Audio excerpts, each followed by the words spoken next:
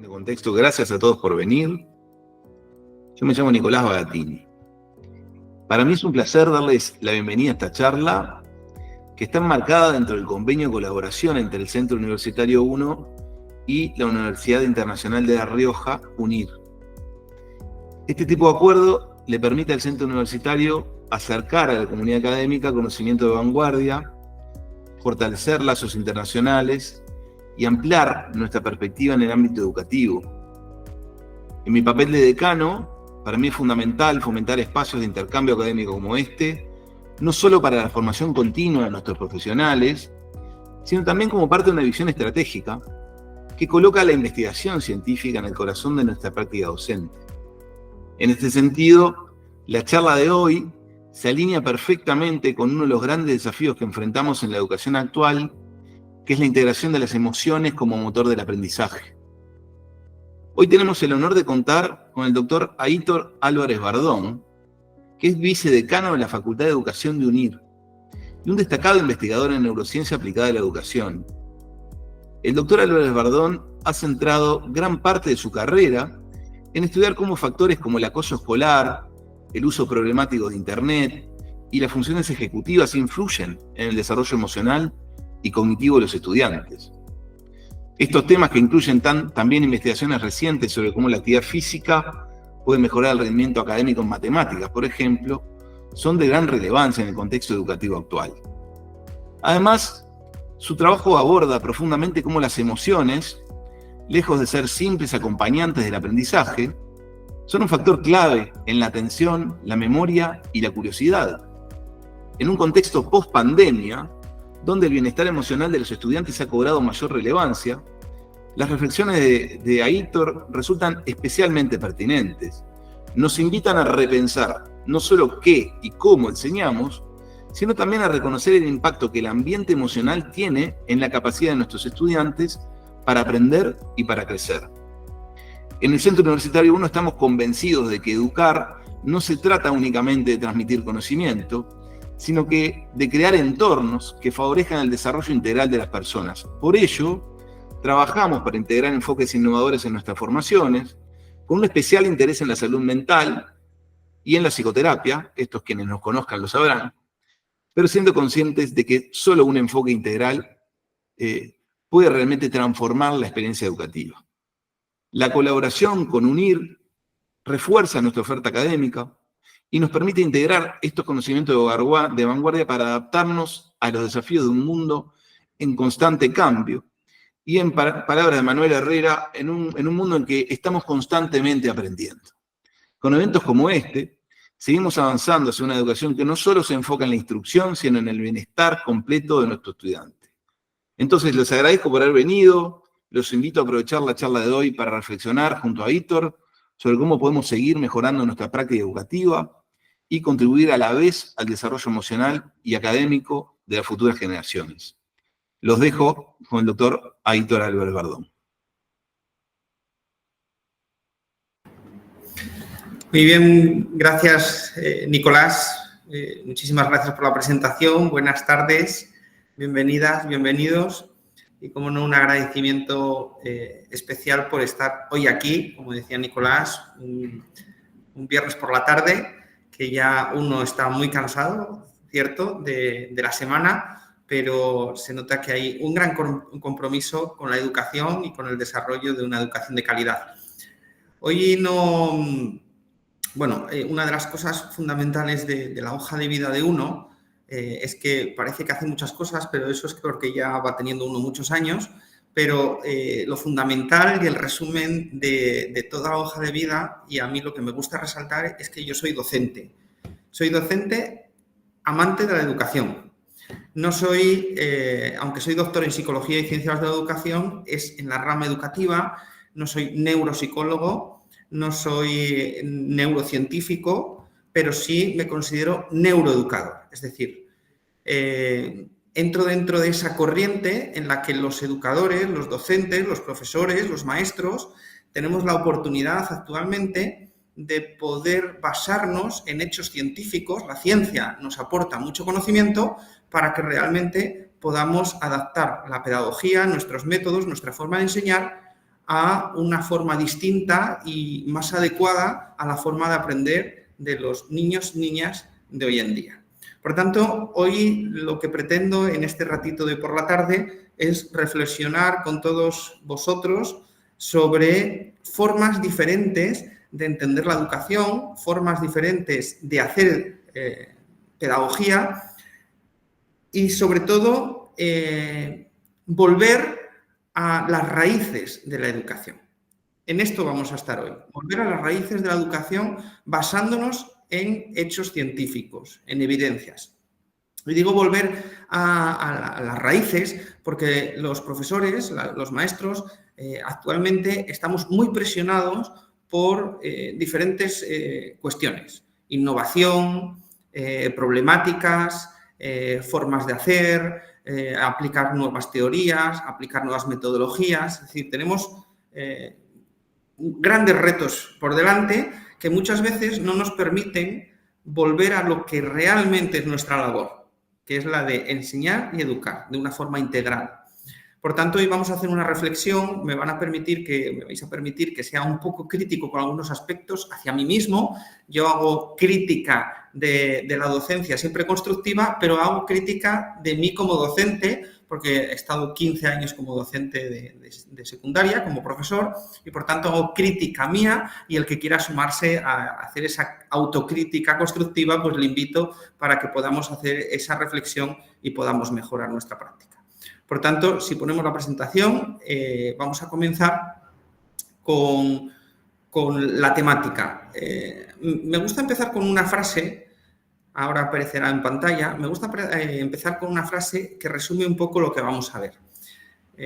Francisco Mora, no sé si le conocen, Francisco Mora es un catedrático de la Universidad Complutense de Madrid, que ha sido también profesor de Harvard, y un gran investigador de toda la parte de la influencia de las emociones en el aprendizaje, nos dice que, y esto yo creo que como docentes lo sabemos, ¿no? Experimentamos, porque cuando uno se encuentra bien, pues hace las cosas mejor, cuando uno se encuentra mal, anímicamente hace las cosas peor. Esto es una evidencia que la ciencia nos va a decir ahora por qué, y eso es lo que vamos a buscar hoy, el por qué, pero es una cosa que experimentamos. Por tanto, él siempre dice que el dolor es una experiencia, algo negativo, un refuerzo negativo, que el cerebro, ¿no?, trata de no repetir y trata de olvidar, mientras que el refuerzo positivo, cuando yo tengo un refuerzo positivo, el aprendizaje a través del refuerzo positivo, el cerebro tiende a repetir ese aprendizaje y, por tanto, se da un aprendizaje significativo. Es decir,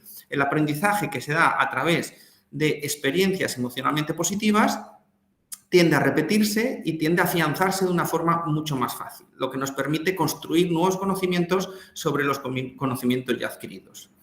A partir de esto, que es una experiencia que todos vivimos en nuestro día a día y en nuestro ser como docentes, vamos a ver el porqué y me van a permitir, porque seguro que hay gente aquí que sabe muchísimo más de estructuras cerebrales que yo, pero es que lo importante de hoy es reflexionar el porqué y no tanto la perfección de conocer nuestra estructura cerebral, sino conocer el porqué de las cosas, que es lo que necesitamos los docentes. Los docentes no tenemos que ser neurocientíficos, por tanto, no tengamos miedo a acercarnos a la neurociencia. No tenemos que ser neurocientíficos, por tanto, no tenemos que conocer el cerebro a la perfección, pero sí que tenemos que conocer el porqué de las cosas para después llevarlas a la realidad de nuestras aulas. De esta manera, en la siguiente diapositiva vamos a poder ver que la neuroeducación es el resultado de la relación de tres grandes ciencias. Por un lado está la neurociencia, que nos da esa visión científica del cerebro, esas investigaciones a través de, sobre todo, en neuroimagen. Está la parte de la pedagogía y la educación y por otra parte, la psicología. La mezcla de estas tres, la relación de estas tres grandes ciencias es de donde surge la neuroeducación para estudiar los procesos cognitivos y, por tanto, adaptar nuestro método como docentes a esos procesos cognitivos y que el aprendizaje se dé de una manera mucho más efectiva. Si nos centramos en la parte emocional, que es de lo que vamos a hablar hoy y lo vemos en la siguiente diapositiva, Como digo, no quiero, y si alguien quiere participar, por supuesto, micro abierto, no quiero entrar en cuestiones estructurales del cerebro, pero sin las explicaciones.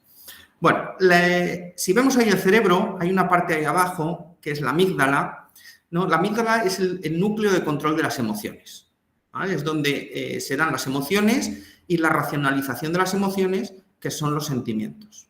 Bueno, esa amígdala comparte redes neurales y comparte estructura cerebral con otras partes del cerebro que son fundamentales y necesarias para que se dé el aprendizaje. ¿Qué partes son estas? Pues por una parte tenemos el tálamo que es donde se genera la atención y la actividad cerebral. Claro, la atención. Como docentes sabemos, ¿verdad?, que la atención es fundamental para el aprendizaje. Si no hay atención, de hecho, es la gran anhelada y deseada por parte de todos los docentes. ¿Cómo nos gusta a los docentes que los estudiantes atiendan? Y muchas veces nos sentimos frustrados porque no lo conseguimos, ¿sí? Pues bueno, cuando hay una activación, bien sea de una emoción, bien sea negativa o positiva, porque aprendemos a través de emociones positivas y a través de emociones negativas. Cuando hay una activación de la amígdala, se trabaja también, se activa el tálamo, pero también se activa el hipocampo. Comparte estructuras con el hipocampo, la amígdala. El hipocampo, ¿de qué se encarga? De toda la parte de la gestión de la memoria, otra de los grandes aspectos importantísimos para el aprendizaje. Aquí sí que podríamos decir a nivel pedagógico que la memoria ha estado un poco denostada en los últimos años porque quizá hemos malinterpretado en el mundo educativo que esto del aprendizaje comprensivo, ¿verdad? Todo el mundo nos dice, no, hay que hacer aprendizaje comprensivo, no memorístico. Yo creo que todos esto lo hemos escuchado alguna vez, ¿no? Bueno, pues realmente no es que haya que hacer aprendizaje comprensivo no memorístico, sino que hay que hacer aprendizaje comprensivo para memorizar. El ser humano somos memoria. De hecho, nos vamos a ir a otro campo. Si pensamos en el Alzheimer, ¿sí? La persona que tiene Alzheimer, que pierde la memoria, pues pierde la esencia de alguna manera del ser humano. Si no sé quién soy, no puedo aprender. Por tanto, la memoria es fundamental para el aprendizaje y el crecimiento personal. El ser humano es un ser que es memoria. Por tanto, sí, aprendizaje comprensivo, pero para memorizar. Y por último, se activa toda la parte de corteza prefrontal, que es donde se generan las funciones ejecutivas, ¿no? Esas funciones ejecutivas que también son unas grandes olvidadas en la educación y que son fundamentales para entender todo el proceso de aprendizaje, el proceso cognitivo, porque son las que regulan el proceso cognitivo, la inhibición, ¿no? el autocontrol, todo aquello que está directamente relacionado con el proceso de aprendizaje.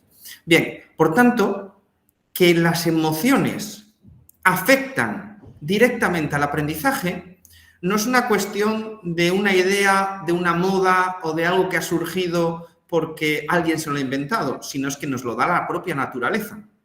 Si bien yo quiero aclarar aquí una cosa, que estamos hablando de cerebros neurotípicos, ¿vale? No vamos a entrar en la neurodiversidad porque podemos entender después que la propia diversidad del ser humano hace que cuando hay trastornos de diferente tipo, el aprendizaje se puede dar de otra manera y el funcionamiento de las estructuras cerebrales puede ser distinto. Por tanto, aquí vamos a hablar de una supuesta normalidad. No me gusta decir el concepto de normalidad porque creo que nadie es normal. Es decir, ¿qué es lo normal? Ahí podríamos entrar en un debate filosófico, educativo de qué es la normalidad en el aula, ¿no? Pero vamos a hablar de un cerebro neurotípico. Bien, por tanto, la estructura cerebral, nuestra propia naturaleza nos está diciendo que las emociones y el aprendizaje es un binomio inseparable. Sí o sí se dan juntas. Esto, y en la siguiente diapositiva lo vemos, también pasa y hay una explicación a través de la activación de la curiosidad. Cuando se activa la curiosidad, cuando hay altos estados de curiosidad, Y de ahí las maestras y los maestros de inicial, que esto controla mucho, ¿no? Porque los niños y las niñas cuando son pequeñitos pues tienen muchísima curiosidad y por eso ahí se dan grandes aprendizajes, ¿no? Cuando se activa la curiosidad, se activa una cosa que se llama circuito de recompensa cerebral. Tener curiosidad activa este sistema de recompensa que está muy relacionado con el hipocampo. El hipocampo... ¿Sí? ¿Se ha quitado la cámara? ¿No? Pero continúa nomás. Ah, sí, perfecto, perdón. El hipocampo está relacionado con la memoria, ¿no? Y además está relacionado con esta gran hormona que decimos de la felicidad, que es la dopamina. Por tanto, yo siempre digo que esto es como... Yo comparo el aprendizaje y la educación, siempre digo que tiene que ser la tableta o la barra de chocolate que todo el mundo desea. ¿Qué nos pasa con el chocolate? ¿No? Con el chocolate estamos, ahora que aquí se acerca el verano, todo el mundo nos ponemos un poquito a dieta para cuidarnos físicamente y entonces estar ahí. Pero la voluntad nos cuesta y entonces tenemos una tableta de chocolate en la cocina, ¿sí? Y entonces un día que hemos llegado del colegio muy cansados, llegamos a la cocina y ya no podemos por más y entonces cogemos así un trocito pequeño de chocolate, ¿sí? Y entonces lo metemos así en la boca y es como, ¡qué maravilla, por Dios! ¡Qué maravilla!, ¿no? Y decimos, ya no más, y nos vamos a la sala. Pero según sentamos, ¿no? Nos sentamos y decimos, bueno, me voy a levantar y voy a coger otro trocito de chocolate, ¿no? Y vuelvo a meterlo en la boca y es como, ¡oh, qué maravilla! Eso he de confesar que me está pasando a mí con los alfajores, ¿no? Entonces, yo meto uno en la boca y digo, qué maravilla! Y digo, pero no más. Pero es que me levanto y vuelvo a comer otro trocito. ¿Por qué? Porque nos genera una gran satisfacción, ¿no? El comer el chocolate, ¿sí? Bueno, yo digo que nosotros, como docentes, y ahí va el cambio que yo propongo, debemos ser los que proporcionen esa tableta de chocolate que es el aprendizaje. Esa tableta de chocolate que es la educación. Para ello, tenemos que empezar a pensar que el rol del docente actualmente no es el de enseñar. Compañeros, compañeras, si a día de hoy seguimos pensando que el docente debe ser transmisor de conocimiento, la profesión del docente de aquí a 5 años se acaba. Desaparecemos. Porque aquí todos estamos ya empezando a pensar en la inteligencia artificial, ¿verdad? La inteligencia artificial transmite el contenido, el conocimiento, de una forma muy sencilla, muy sintética y además hace el trabajo por nosotros.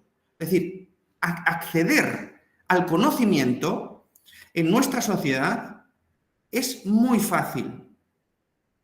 Lo que es difícil es generar aprendizaje.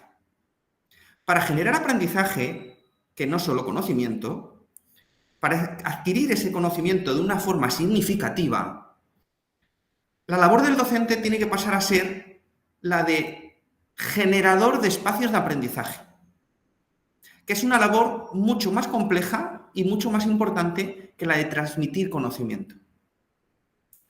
Para eso, yo propongo que nuestro rol sea el de poder ayudar a los estudiantes a generar su propio aprendizaje a través del hacer.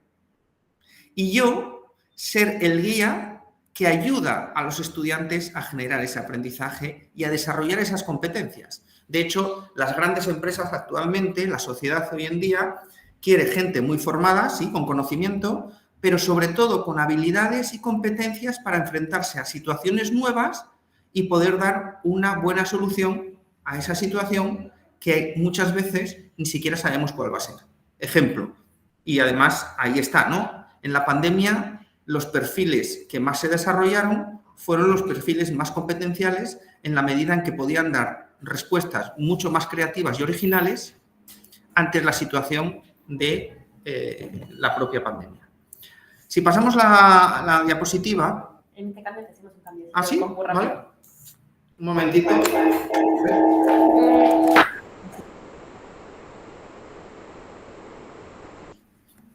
Bueno, ya ahora pasamos a la siguiente diapositiva. Ahora ya me veis, tampoco pasaba nada, no os perdíais gran cosa, ¿verdad?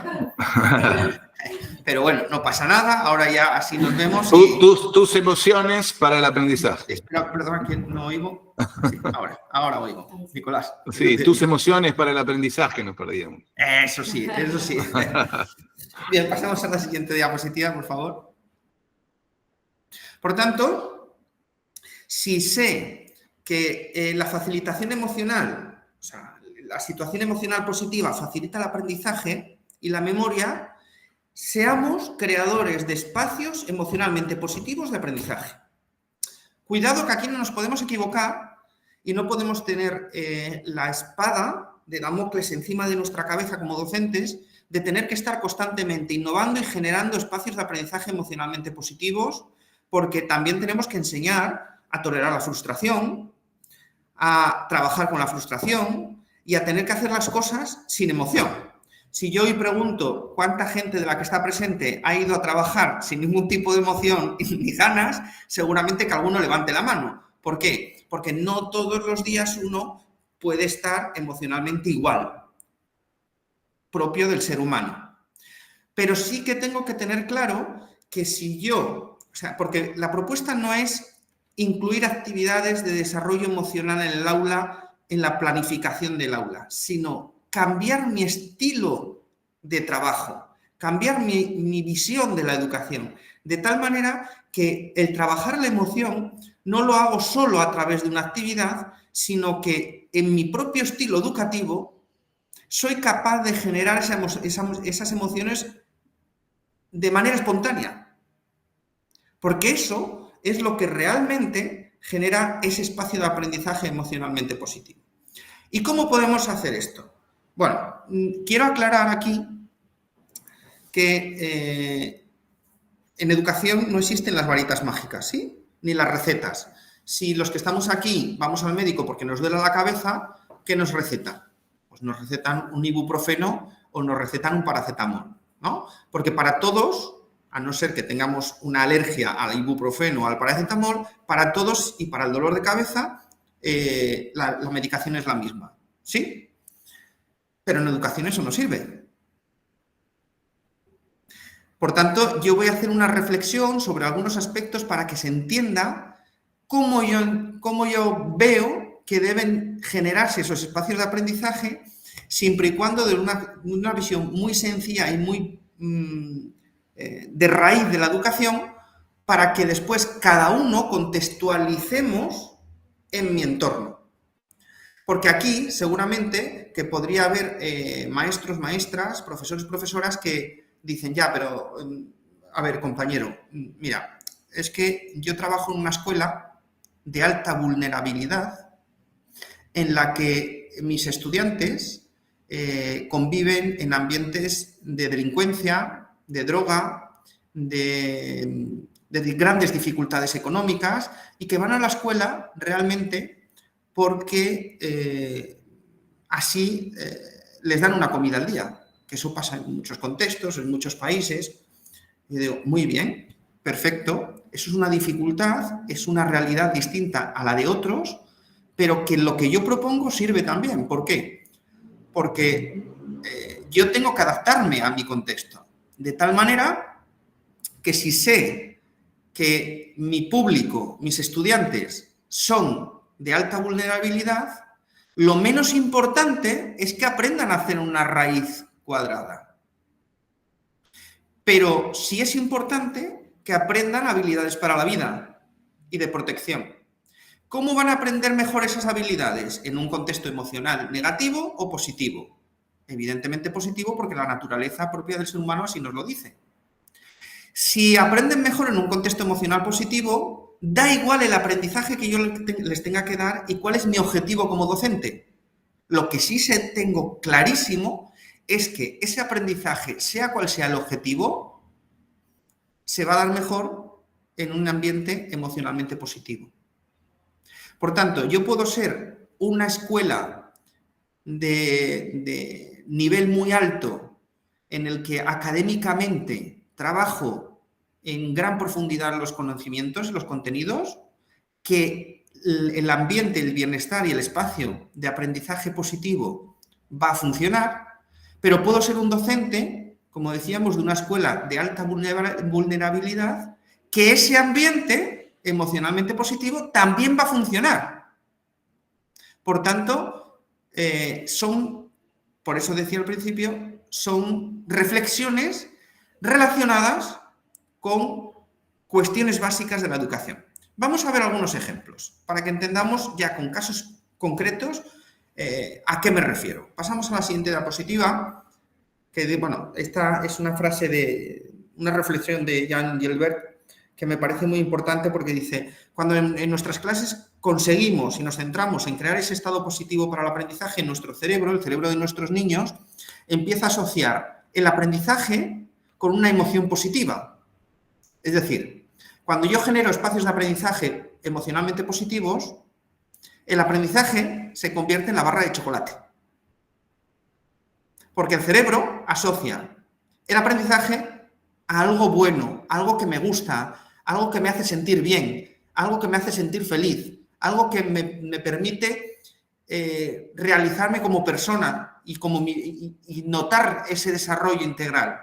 Por tanto, Jan Gilbert dice, creemos espacios de aprendizaje positivos para que mi cerebro, el cerebro de nuestros estudiantes, asocie a ese espacio positivo, emocionalmente positivo, el aprendizaje. ¿Cómo podemos hacer esto? Bueno, lo vamos a ver en 4, 5, 6 aspectos que voy a reflexionar con vosotros. Lo primero que me gusta reflexionar es que tenemos que empezar a abandonar las clases expositivas como las que estoy dando yo hoy. ¿Vale? Lo que pasa es que nosotros somos adultos y venimos aquí una hora a reflexionar sobre un tema. Pero lo importante es olvidarnos de los espacios de transmisión de conocimiento. ¿Por qué? Primero, por una cuestión de principio de la educación. Yo preguntaría, ¿quién es el agente más importante en el proceso de aprendizaje? ¿El profesor o el estudiante? Evidentemente es el estudiante. Cuando yo hago una clase expositiva, ¿quién es el importante? El profesor, porque es quien está transmitiendo el conocimiento. Conocimiento que no siempre tenemos, porque no somos superhéroes, ¿no? O sea, no lo sabemos todos los docentes, por mucho que la sociedad nos obliga a saberlo, ¿no? Por tanto, una cosa que le gusta al cerebro, que le gusta mucho, es aprender haciendo. Al cerebro le gusta hacer más que escuchar. De ahí que las metodologías activas, no expositivas, sino las metodologías activas, bien pueden ser los paisajes de aprendizaje, toda la parte de desarrollo de programas de acción social, todo lo manipulativo, todo lo que lleva movimiento, al cerebro le encanta. Y de ahí que como le gusta, se generan emociones positivas. Y volvemos a esas diapositivas de antes, ¿verdad? De si genero una emoción positiva, la amígdala se pone en funcionamiento y pone en funcionamiento todas las estructuras cerebrales que están implicadas en el proceso de aprendizaje. Por tanto, vamos a empezar a cambiar, tenemos que reflexionar como docentes la importancia que tiene el cambiar nuestra forma de enseñar, centrando y poniendo en el centro del proceso de aprendizaje al propio estudiante. Muchos pueden pensar, y de hecho cuando hablo con compañeros dicen, ya, pero es que si yo no les enseño no aprenden. No es cierto. Yo tengo que corregir, reorientar el aprendizaje que están generando. Esta es la competencia de aprender a aprender. El estudiante genera el conocimiento, genera el aprendizaje y muchas veces ese aprendizaje se está generando de una forma errónea. Mi tarea como docente es corregir y reorientar hacia el camino correcto el aprendizaje, pero que sea el estudiante el que lo haga. ¿Por qué? Porque el día de mañana lo que se están pidiendo son personas que sepan aprender a aprender, que sepan generar soluciones ante problemas concretos. Otra cosa que necesitamos reflexionar también y que muchas veces por la presión que recibimos es al cerebro le encanta conseguir metas. Entonces, muchas veces, como docentes, decimos, la legislación nos marca que, por ejemplo, yo estoy en 5º curso, ¿no? Y entonces, en 5º curso, tengo el conocimiento aquí, pero mis estudiantes llegan con un conocimiento aquí. ya tengo una diferencia. ¿Qué pasa? Que como a mí me obligan a empezar el conocimiento aquí y mis estudiantes están aquí, nunca van a llegar. Si no llegan, la frustración de no llegar hace que abandonen. Pongamos un ejemplo. Yo resulta que quiero hacer una maratón, correr una maratón.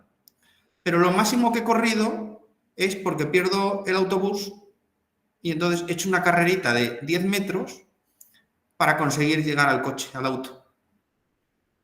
¿Estoy preparado para correr una maratón? No.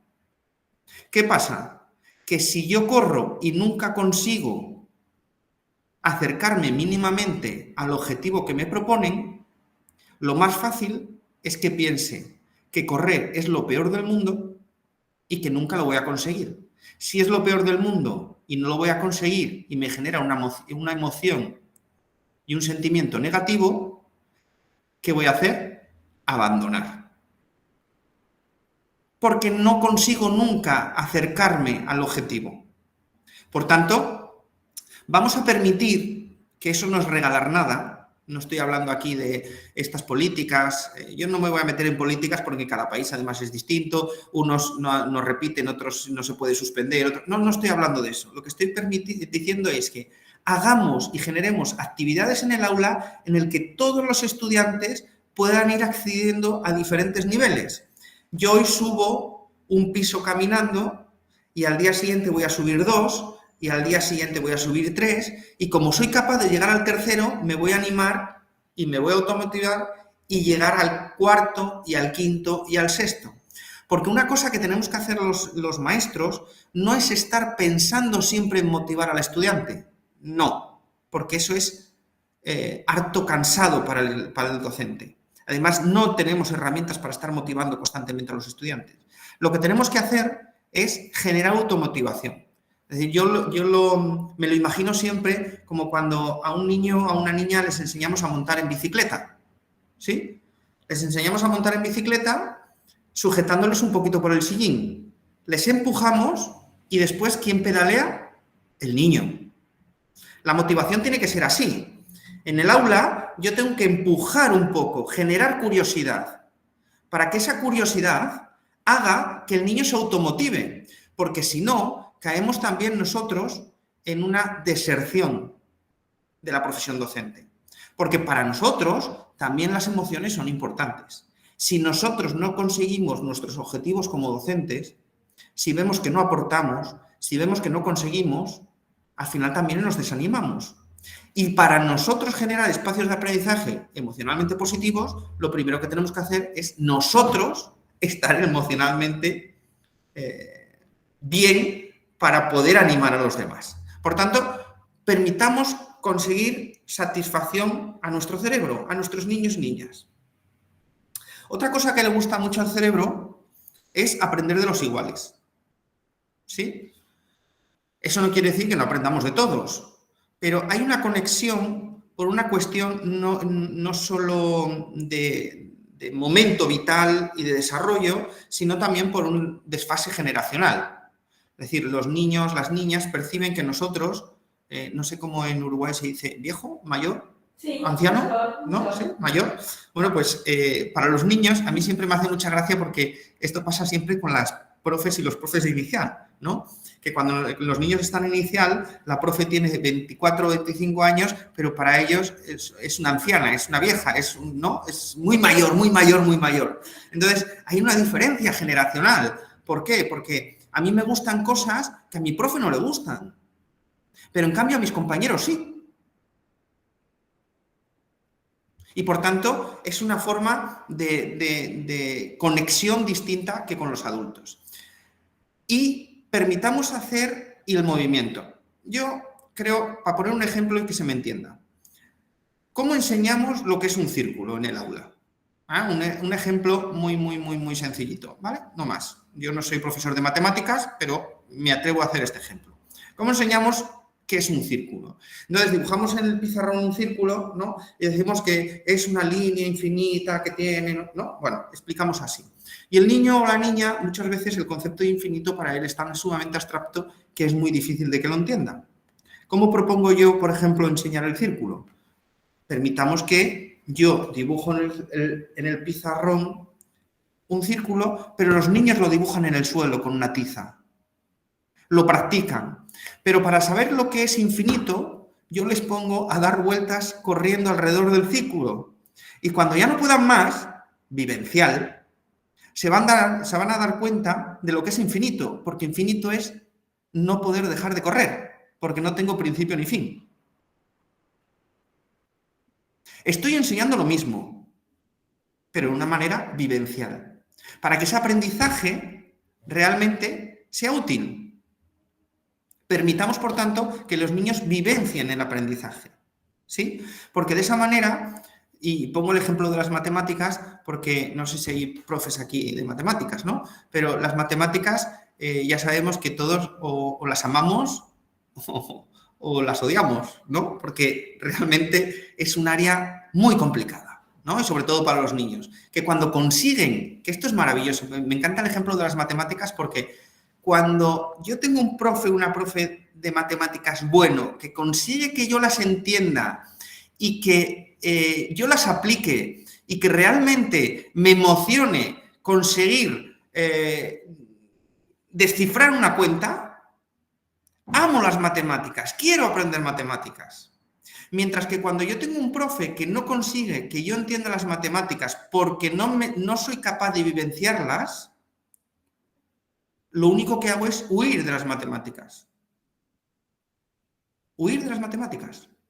Pero no porque sean bonitas o feas, sino porque, y pongo el ejemplo de las matemáticas porque quizás es más el extremo. El otro día, en una conferencia similar a esta, me decía una compañera de historia. Esto también pasa con la historia. La historia puede ser o muy divertida o muy aburrida. Todo depende, porque claro, si yo me pongo a hablar de los romanos o de los egipcios o de la cultura griega o de la cultura inca, pero lo único que hago es exponer cosas teóricas, pero no les pongo a construir una pirámide para entender por qué construían una pirámide, pues claro, la historia puede ser muy aburrida. Escuchar una hora a un profesor de historia hablar sin parar es muy aburrido. Mientras que si yo construyo historia y soy capaz de meterme en la historia, es distinto. A mí me gustó mucho un cole que conocí que cada vez que hacía empezaba una época de la historia humana y estudiaba una cultura, hacía un proyecto en el que todos los niños se disfrazaban, ¿no? Al terminar el proyecto se disfrazaban y hacían un día cultural de esa cultura, ¿no? Un día cultural global. Desde escribían, otros construían papiros, otros construían o intentaban imitar la cultura gastronómica, es decir, vivían dentro de la cultura para que realmente eso llegara. Claro, los niños en ese colegio, todos los niños querían estudiar historia, porque era algo vivencial, algo que realmente les emocionaba. Aquello que no me emociona.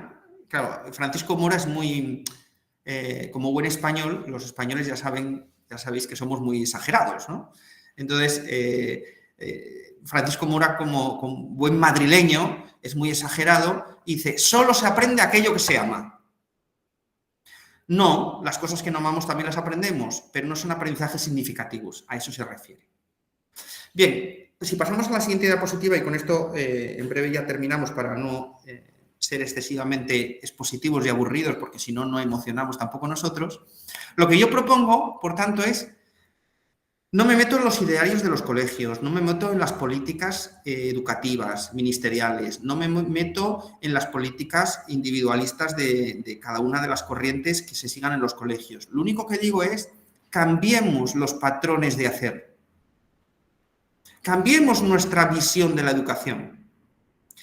Nos tenemos que apoyar en las nuevas formas de hacer y salir de una cosa, y ya siento, y aquí va la crítica, de lo que somos muchas veces en educación, lo que nos convertimos por presión social.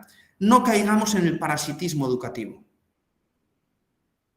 Que muchas veces, bueno, en España se dice que los docentes podemos pasar por 3 fases, ¿no? 3 fases. La primera fase es la de Sancho el Bravo.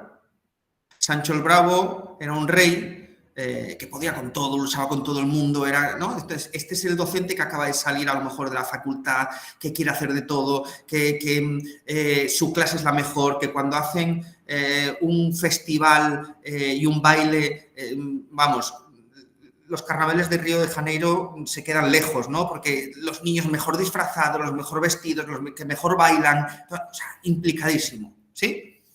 Después hay una fase de la docencia que es la de Sancho el Fuerte. Bueno, pues me implico, pero ya esa fuerza se va mermando, ¿no? Y entonces estoy en un momento de estabilidad en la que hago muchas cosas, pero voy perdiendo fuerza. Y hay otro momento en la vida del docente que es la de Sancho Panza. Mira, que piense Quijote que yo lo único que hago es acompañar, porque no tengo ganas de hacer. ¿Sí? Esto no va con la edad. Tristemente no va con la edad. Me refiero, tenemos docentes de 60 años que son Sancho el Bravo, mientras que tenemos docentes de 24 años que son Sancho Panza. Y eso es muy triste, porque ahí es cuando yo digo que caímos en el parasitismo, en el no quiero salir de mi zona de confort, no quiero salir de mi método, no quiero salir, me da igual quien me diga y las evidencias que haya, no lo quiero hacer. Nosotros como docentes tenemos que ser promotores del cambio. No puede ser que la sociedad cambie y la educación se quede paralizada, porque entonces no cumplimos con nuestra labor, que es dar respuesta a las necesidades sociales, porque estamos educando a la sociedad del mañana.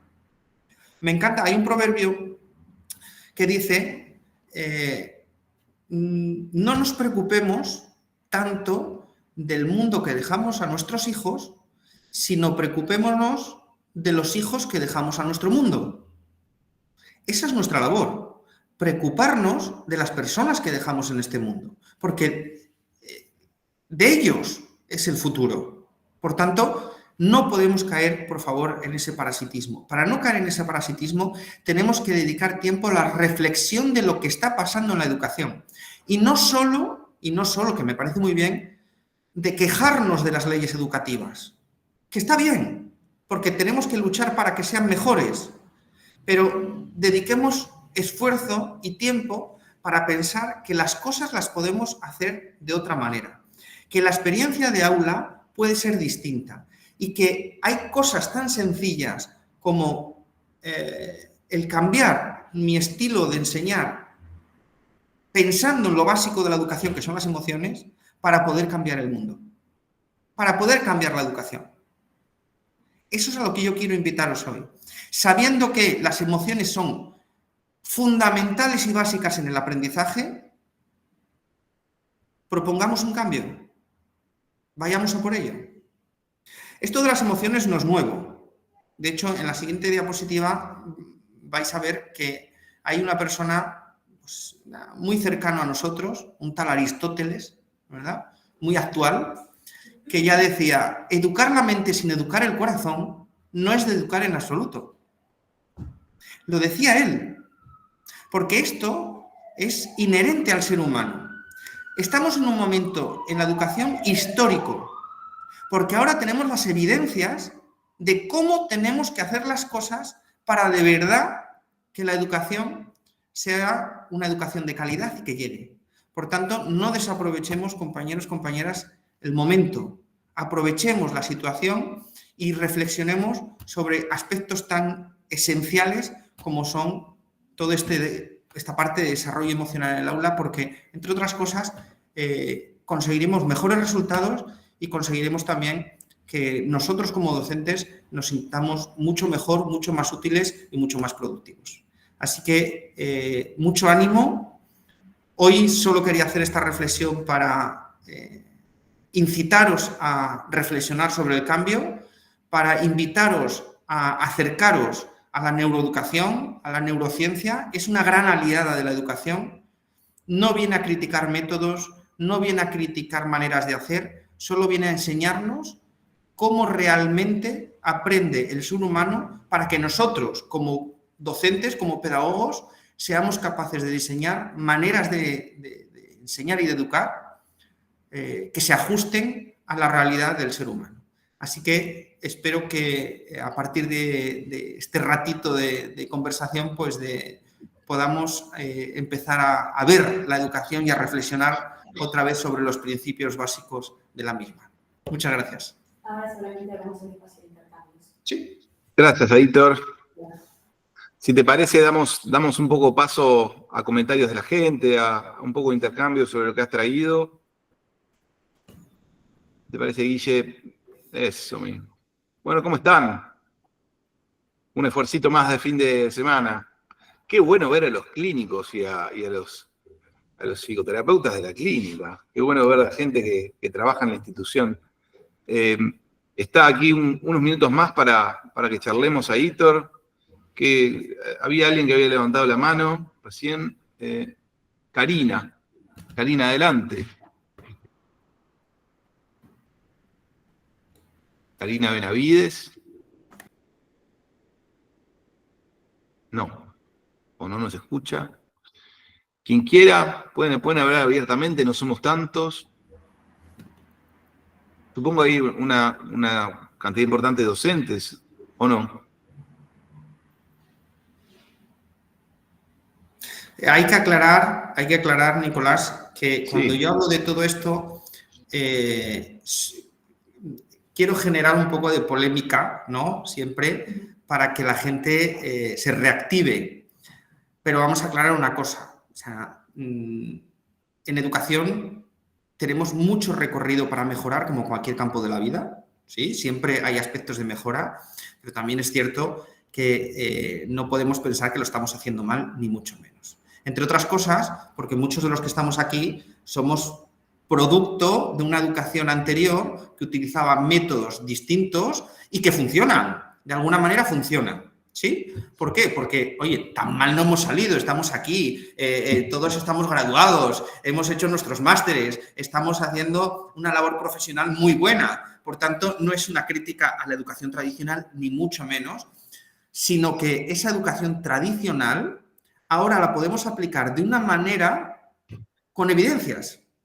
A eso es a lo que yo me refiero. O sea, la educación tradicional se puede aplicar con evidencias. Voy a poner un ejemplo mientras que alguien puede presentar una pregunta, ¿no?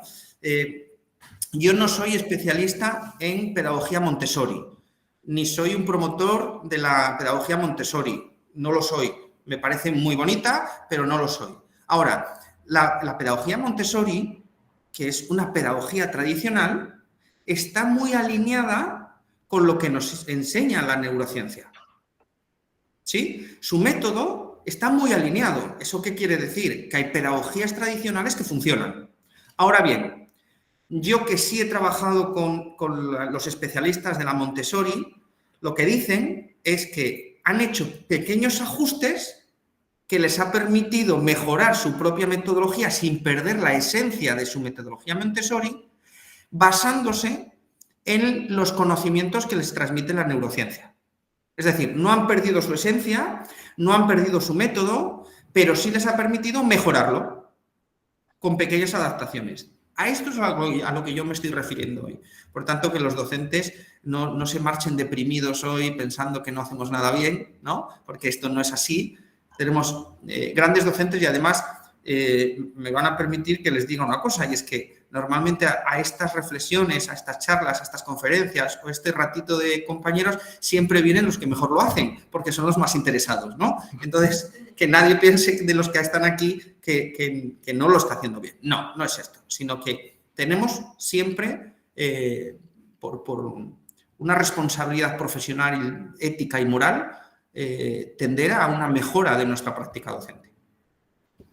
A mí lo que me pasa, Aitor, como docente, es que lo magistral o lo estructurado y el impartir conocimiento, yo creo que pensando mientras te escuchaba, decía, claro, lo que pasa es que a mí me da un poco de seguridad eso internamente, ¿no? Y la seguridad que acompaña a decir, bueno, por lo menos estoy haciendo lo que corresponde, impartiendo esto, y sé que no hay... Es como si el ambiente más emocional estuviera la fantasía de la no seriedad. No sé cómo decirlo de otra forma. Correcto. Sí. Le pasa a muchísimos docentes. Sí. Le pasa a muchísimos docentes. A muchos.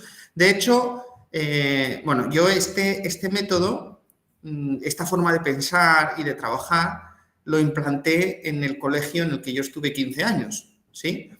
Y entonces, bueno, actualmente la directora actual es, puedo decirlo, mi mejor amiga, ¿no? Es mi mejor amiga. Y mi mejor amiga era todo lo contrario. O sea, yo cuando les hablaba de estos, ella decía, yo en mi clase no lo hago. No lo hago porque si no les enseño yo, ¿cómo? Porque además es de lengua, ¿no? Entonces yo digo, me decía, si no les enseño a analizar sintácticamente una frase, no van a aprender. Y yo le decía, no, si tú les tienes que dar conocimiento y teoría, pero déjales hacer, porque si ellos hacen, el aprendizaje se da mucho más rápido y es más duradero. Pero es que no es que lo diga yo, es que hay evidencias científicas. Bueno, Claro. bien, después de muchas veces empezó muy poquito a poco, ¿no? Empezó muy poquito a poco y es el día de hoy que no entiende la educación de otra manera. Y yo de vez en cuando la pico un poquito y digo, pero tú no eras la que decías que si no enseñabas tú no aprendían tus alumnos, ¿no? La pico un poquito. Pero esto tiene que ser como las dietas, ¿sí? Si yo mañana me quiero poner a dieta y resulta que de repente de comer 5 alfajores al día me pongo a comer solo brócoli, ¿sí? ¿Qué pasa? ¿Cuánto me dura la dieta? Y no. 2 días, una semana. A lo sumo, al que es muy valiente le dura 10 días. Pero después no soy capaz de seguir con la dieta. ¿Por qué? Porque me genera inseguridades. Yo no estoy diciendo que cambiemos radicalmente. Las personas que con inseguridad no ven, no les parece que esto pueda funcionar, empecemos a hacer pequeñas prácticas y catas, porque además la investigación debe ser inherente al docente, no la investigación científica como tal de publicar artículos de alto impacto, sino yo como docente tengo que investigar en mi aula qué es lo que funciona y lo que no. Por tanto, podemos proponer que en una asignatura 2 temas los hago de una manera tradicional y un tema lo hago de esta nueva forma. Y voy a medir qué aprenden mejor, si los 2 temas que yo les he enseñado o el tema que lo han hecho de esta manera diferente basándonos en las emociones. En el momento que yo vea que mis estudiantes me van a reclamar trabajar y hacerlo de esta manera, yo voy a ir abandonando la otra. Por tanto, por eso yo decía antes que los españoles somos muy exagerados y muy toscos, ¿no? A la hora de decir las cosas. Pero sí es cierto que lo que tenemos que hacer es experimentar. Yo invito a experimentar. Llevamos trabajando con este método años, ¿sí? Por cambiar un tema, ¿nos va a pasar algo? ¿Vamos a perder algo? No. Claro. No. Probemos. Y en el momento en el que mis estudiantes me digan, profe, ¿y no podemos hacerlo como el tema 3? Ahí me daré cuenta que el examen del tema 3 lo han hecho muy bien, que la prueba del tema 3 lo han hecho muy bien y que encima quieren aprender. Bueno, pues entonces sí. Y que además, a mí como docente me permite una cosa que no me permite el modelo tradicional. El modelo tradicional, yo soy un gran defensor de que para poder hacer las cosas bien en educación y adaptarnos tenemos que conocer a nuestros estudiantes y conocerles bien. Y que además sientan que nos ocupamos y nos preocupamos por ellos. ¿Qué pasa? Que cuando yo estoy presionado por impartir un conocimiento y un contenido durante 1 hora que no me da tiempo, porque además es muy amplio, y no puedo dedicar tiempo a conocer a mis estudiantes, pues estoy alejándome de una de mis grandes labores. Cuando yo les pongo a trabajar en grupo y lo que me dedico es a pasar grupo por grupo, reorientando el aprendizaje, reorientando el contenido, reorientando la forma de interpretar el contenido, y tengo tiempo para conocerles de forma mucho más individual, claro, veo que estoy ganando con la metodología. No solo en que ellos aprenden más, sino que yo puedo dedicarme a otras cosas que no puede hacer la inteligencia artificial, ¿no? Y esto también genera una satisfacción para el docente. Muchas gracias, Aitor. Si no os he convencido, por lo menos venga, ahí un poquito. Algún temita. Yo pienso que intuitivamente todos nosotros lo sabemos, ¿no? Es decir, que los grupos que van bien conectados entre sí, ¿no? No sé qué les parece a los demás, pero creo que todos sabemos que esos grupos aprenden más y mejor, ¿no? Yo no tengo Perdón, experiencia con Nico. pediatría. Sí, Ay, sí. perdón, justo me levantó la mano. Voy a hacer un aporte muy breve como alumna por todo lo que escuché en la charla. Yo no soy docente, por ende solo fui alumna en la universidad y en el liceo. En mi haber tuve muchos profesores. 2 me marcaron, pero muy salado. Uno de ellos fue profesor mío de historia. A mí no me gustaba la historia en un principio, hoy me encanta. Y tuvo la capacidad de hacerme recordar las 11 etapas de la Revolución Francesa, y que me acuerdo que la toma de la Bastilla fue el 14 de julio de 1789, algo que no tendría por qué acordarme, porque él venía disfrazado, que hoy me hizo acordar una de las cosas que contaste, en cada una de las etapas de un personaje diferente, y nos hacía a nosotros recrear la escena. Nunca me voy a olvidar, el mejor profesor que tuve. Y después tuve otro profesor en la universidad que tenía que darme filosofía política. Nada más aburrido para una persona que está yendo a la universidad a estudiar comunicación, algo mucho más práctico, que estudiar filosofía política. Y era una materia muy teórica, era muy difícil llevarla a la práctica. Y sin embargo, él logró, lo que hacía era, nos traía los textos en francés como estaban escritos en su momento, en inglés y demás, y nos hacía recrear la escena, mostrándonos, nos decía, por ejemplo, bueno, vos hacés de una persona pro el nuevo desarrollo de la ética y la moral en esa época, bla, y a la otra persona vos tenés que reaccionar a esto, y nos hacía reaccionar frente a ciertos textos, cómo hubiesen reaccionado en esa época, dándonos a entender todo lo que pasaba en ese momento. Pero porque la reacción genera una emoción. Fue increíble. Claro, la reacción del ser humano es emocional. Por tanto, cuando tú tienes que reaccionar a algo, lo haces desde la emoción. Me causaron mucha admiración y los recuerdo hasta el día de hoy con un cariño inmenso por eso. Así que nada, desde estudiante, pero estaba bueno el aporte. Gracias, Pía. Patricia, querida, la directora de la carrera de la Maestría de Psicoterapia Psicoanalítica del Centro 1. Ahí justo se cortó, no. Pati. No se te escucha, Pati. Y no porque tenía micrófono silenciado, ahora sí. ¿Ahora sí? Sí, claro, ahora sí. Sí, te escuchamos, Pati. Tenía silenciado. Ay, tiene un poco primero de corte en la... ¿Tengo corte? No, ahora no. A ver, ahora no, está. Primero agradecerle la exposición y bueno, transmitir esto que me parece que por donde va, la línea que va, que yo creo que en la medida que uno involucre al estudiante, hace que se apropie de ese conocimiento también, ¿no? En la medida que ellos tengan que prepararlo, no digo, hay algo de apropiarse y ser activo en ese aprender, y no quedar como pasivizado en lo que el otro me da y integro y a dónde me lo guardo, ¿no? En esto me parece que sí, que es la que más y mejor resulta. No sé si me entrecorté porque de repente muy se me poco, van las no, imágenes. Se te entendió, sí, se te un entendió. poquito, pero la idea se entiende y además fenomenal. Es así, sí, totalmente de acuerdo. Sí. Porque me parece que tiene que ver con eso, con que cada uno se pueda apropiar de lo que aprende y bueno, y de lo que hace. Y por otro lado, en esto que vos traías de la emoción y el aprendizaje, pensemos cuántas cosas de nuestra historia que no nos olvidamos más, como decía recién, no sé el nombre que estaba al lado tuyo. Pía. ¿No? Pía. Decía Pía.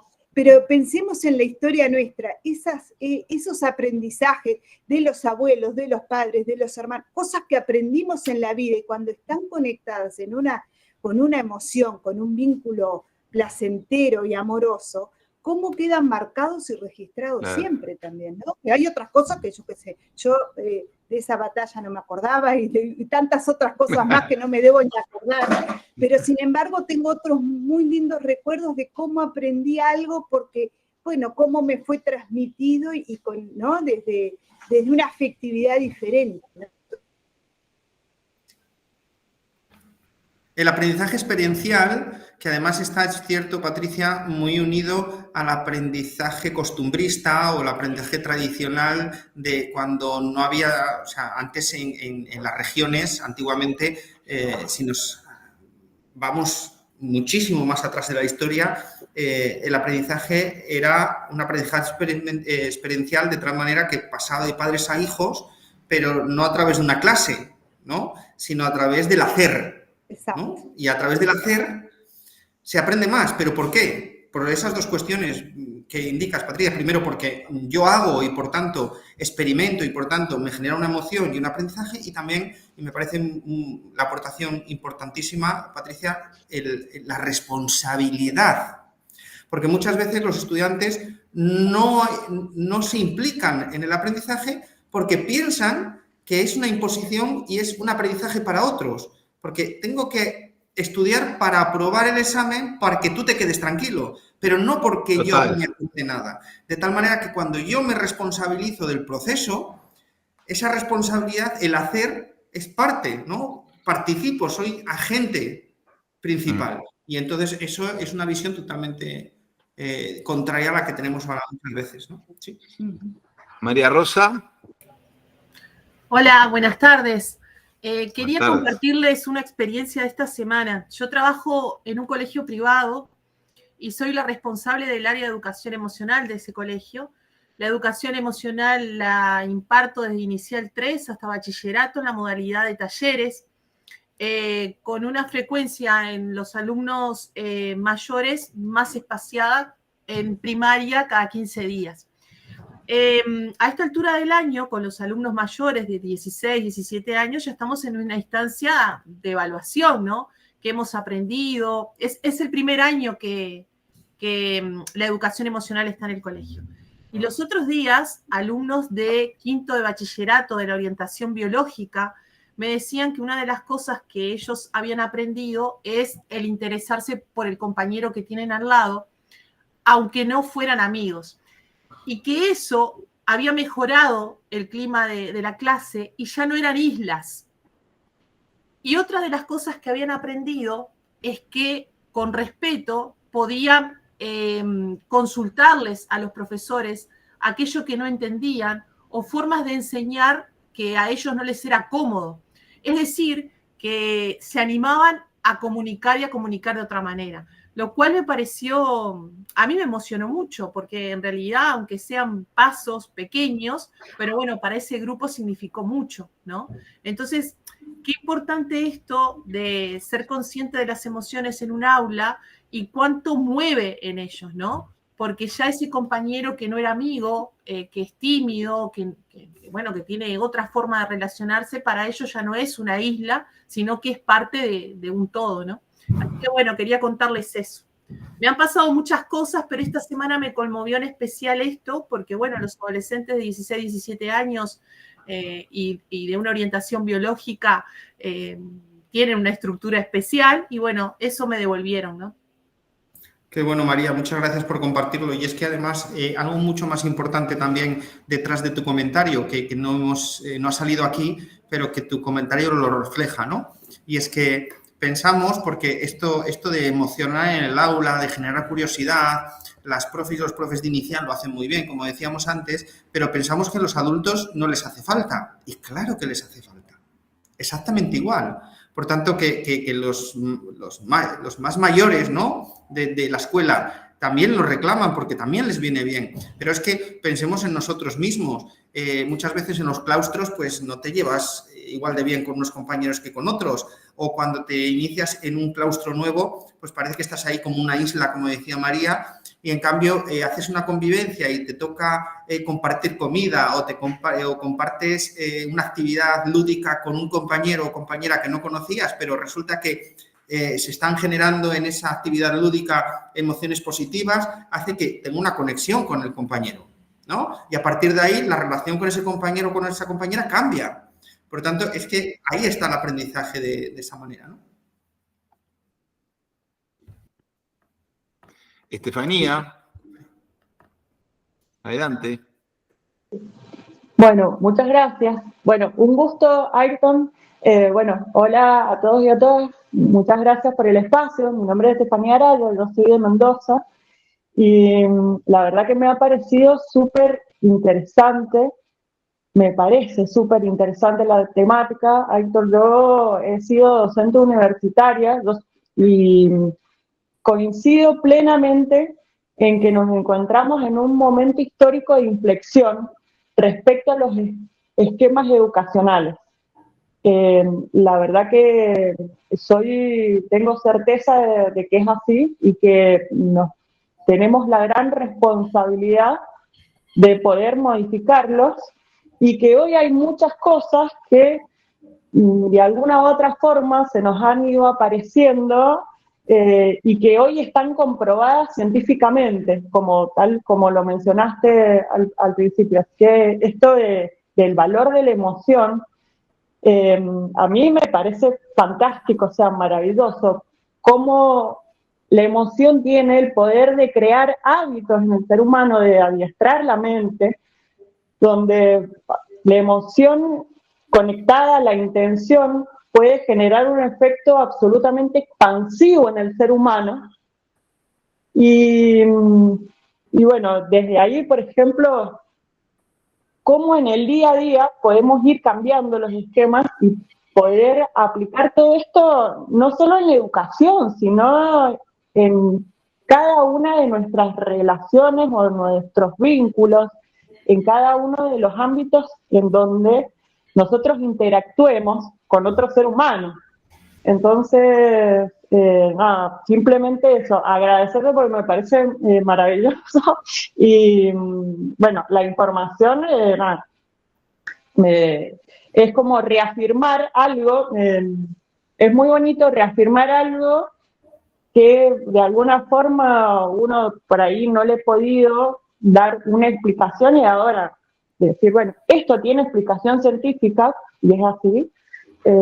La verdad que, a ver, en esto de romper los esquemas, también trascender, poder afrontar la incomodidad y darnos cuenta que al afrontar la incomodidad y al afrontar los conflictos, es donde verdaderamente tenemos la posibilidad de cambiar, de aprender nuevas conductas, de generar nuevos hábitos. Así que, bueno, nada, simplemente un comentario y de vuelta el agradecimiento por lo que has brindado, Héctor. Muchas gracias. Muchas gracias, Estefanía. Muchísimas gracias.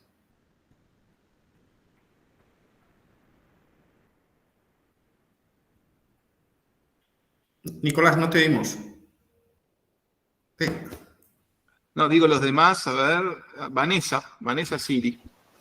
Hola, buenas tardes. Bueno, yo quería contar una experiencia de, como decís, que a veces es tradicional, pero empezamos que el niño sea el centro de interés, ¿no? Que sea a partir del conocimiento.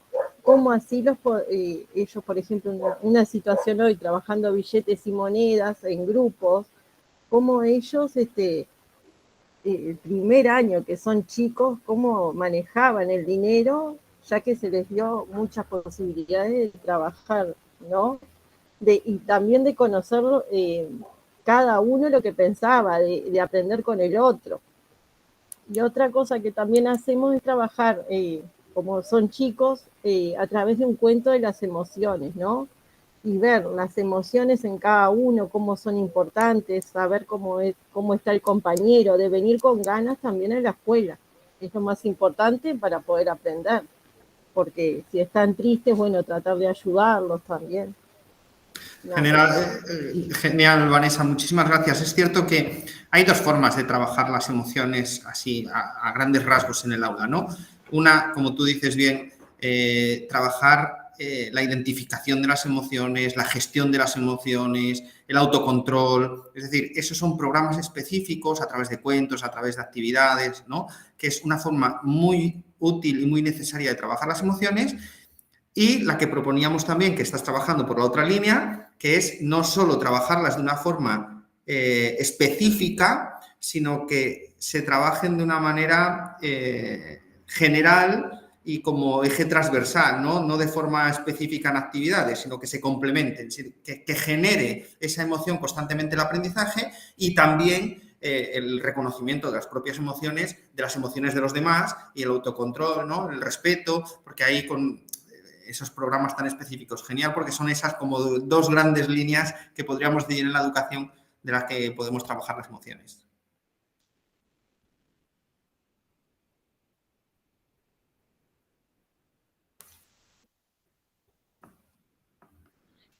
Los demás se fue picando, ¿eh? No, muchísimas gracias por compartir todas las experiencias y los comentarios, porque al final es cierto que que cuando es una reflexión y yo digo, es una reflexión y parece que estoy hablando yo 45 minutos yo solo y es, ala, venga, hasta luego, que ya se acabó. No, sino lo más rico es esto, ¿no? Porque es donde compartimos, donde vemos, donde comentamos experiencias y donde incluso transmitimos esas inseguridades, como decía antes Nico, ¿no? Oye, me siento inseguro, pero para eso estamos los docentes, para ayudarnos a unos a los otros y exponer y compartir experiencias que nos den la seguridad de lo que uno hace, el otro también lo puede hacer y que yo ya tengo la experiencia de hacerlo, por tanto te puedo ayudar a ti a hacerlo y no ser islas tampoco como los estudiantes, sino ser comunidad, ¿no? Comunidad docente en la que nos compartamos experiencias y nos ayudemos. Celia, adelante. No se te escucha, Celia. Ahora sí, perdón. No, quería agradecer y también simplemente eso, me quedé un poco con la idea de lo que dijo Ayrton, de que, bueno, es realidad, que actualmente es muy fácil acceder a los conocimientos, en realidad, como que está al alcance de todo el mundo, o de casi todo el mundo, y no ese es el problema. El problema me parece que el desafío en estos tiempos es justamente lo que es el vínculo entre los seres humanos, y que es lo más difícil, me parece, de poder llegar a eso, ¿no? A un consenso, llegar a un relacionamiento adecuado para salir adelante, para ayudar al otro, todo lo que hablaron las compañeras recién, y me parece que eso es lo que hay que trabajar mucho, porque también se aprende, y dedicarle bastante tiempo a eso, que me parece que es el desafío más importante de esta época. Muchas gracias, Celia. Muy importante. Gracias, Celia. Bueno, muy bien. Vamos cerrando porque se empezó a bajar gente, es viernes tarde. Quiero agradecer profundamente al doctor Ayrton Álvarez Bardón por compartir con nosotros su conocimiento y una visión tan rica y necesaria sobre la relación entre emociones y aprendizaje. Como les dije, esto es para nosotros un camino de comienzo. Él tiene que irse ahora al aeropuerto dentro de poco. Bienvenido y cuando quieras volver, aquí estamos para recibirte, ¿sí? Muchísimas gracias. La verdad es que me han tratado tan bien que volveré, seguro. Ojalá. Bien ahí, ojalá. Lo mismo decimos, estaremos en contacto. Saludos para todos. Quedará disponible, yo puse en el chat la página del Centro Universitario 1, donde quedará disponible la grabación de la charla y también las láminas del doctor. Estamos en contacto. Buen fin de semana. Muchas gracias, igualmente. Saludos. Un abrazo a todos. Chau, chau.